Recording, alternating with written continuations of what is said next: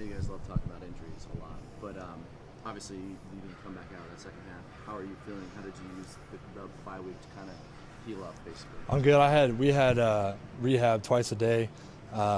Sometimes came in 3 times a day, for a full week off. And then we still rehab every day here, and with the Thursday night game, we had Saturday, Sunday practice. So what else are you going to do on Saturday besides, get better? So, we did a lot of rehab then, so I'm good. What happened in the Washington game? Well, it was a inside zone, and one of their D tackles came and power bombed while I was, on top of one of their guys, and then it just, that all that weight compression messed, it wasn't that big of an injury, but, so I don't know, we're good. Is it a shoulder? Yeah, it wasn't anything big though. We've playing football since I was Right. little 8, you know what I mean? So it's like, we all have injuries. Explain a power bomb to me. Power bomb is, when you see someone on the ground and jump up and just power bomb them, man. Sounds like a wrestling. It's kind of like a Rikishi used to do it in wrestling. Just used to just sit on him, I guess. I don't know. I guess that's what it was. Nice.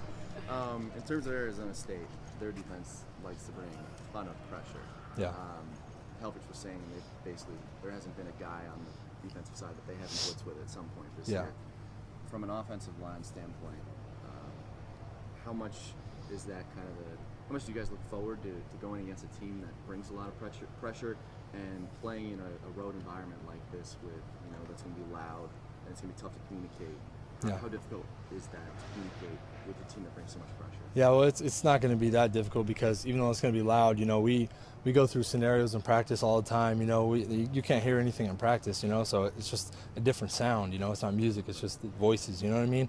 And yeah, it's going to be loud, it's going to be blacked out. But we're ready. You play in the Pac-12 for a reason. You don't want to play in a stadium that's not going to be, rocking. So you know what I mean. So we're ready for it. And edge pressure, our guys, they do edge pressure all the time. Guys coming from all over the place. So. We're gonna be fine. What's impressed you most in terms of the game film on this Arizona State defense? Seems like they're a lot more disciplined than they've been in years past. Yeah, they're disciplined, but they're quicker. They like to get off blocks. You know what I mean? The linebackers are faster. They swarm to the ball, stuff like that. They're much improved. It's going to be a tough, probably best defense we faced so far. So it's going to be a challenge. But like I said, the reason why you came here is to be challenged every week. So. Marcus was saying yesterday that priority number one for him at this point is taking care of the football. Maybe that's one of the few knocks against the offense so far. Even though you guys have been putting up a ton of points, you guys have turned the ball over a little bit. How much do you? I guess that's always obviously a point of emphasis in practice and whatnot, but does it seem like it's kind of been amped up in practice lately? Yeah. We, that's our main, objection. Anytime as a lineman you see a pick, you just get extremely angry. You know what I mean? So you obviously want to protect the ball, jump on fumbles, and we're going to be this game. We're going to be, following the ball carrier a lot more, as linemen. That's one thing we can do better to get better. Instead of just watching him run by you, there's a chance, the ball's going to be on the ground. You never know, So you got to get down there and get on it. So that's one thing that linemen we've emphasized this week is getting down there. And obviously, I watched Kenyon D'Anthony run right by me, and if they took my life savings, there's nothing I could do. I would try to throw something at him, but. They're, so we're just going to follow them and try to get on the ball if something happens. But I think this is going to be fine. And Marcus seems like he's been using his feet a lot more the last few games, and his pocket presence is a lot better. Yeah. His poise. Obviously, most of the time, you've got your back to him, so you don't see it. But in terms of watching it on film, does he look like he's a lot more comfortable in the pocket now? Yeah, he's bouncing around in the pocket a little bit. He can sit in the pocket if we need him to, you know what I mean?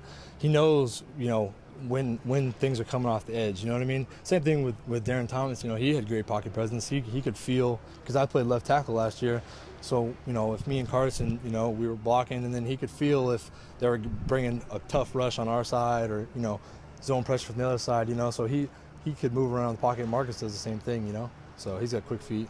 You expect to be full go for Thursday? Yeah, I'm full go. Yeah, it's gonna be a great time. I can't wait. It's gonna be a fun environment.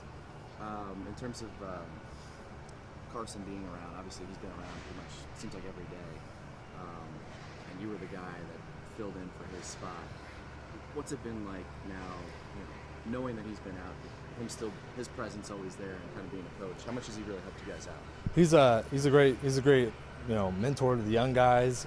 He's done it all. He's played any guard position, and he's the most veteran guy we have on the team, So that's in terms of starting games, started since he was a freshman, So he knows these places, He's played in Arizona, he's played everywhere, you know what I mean? So if you have a question, is it, anything you need football-wise, travel-wise, he always answers it. So he's a big help to us.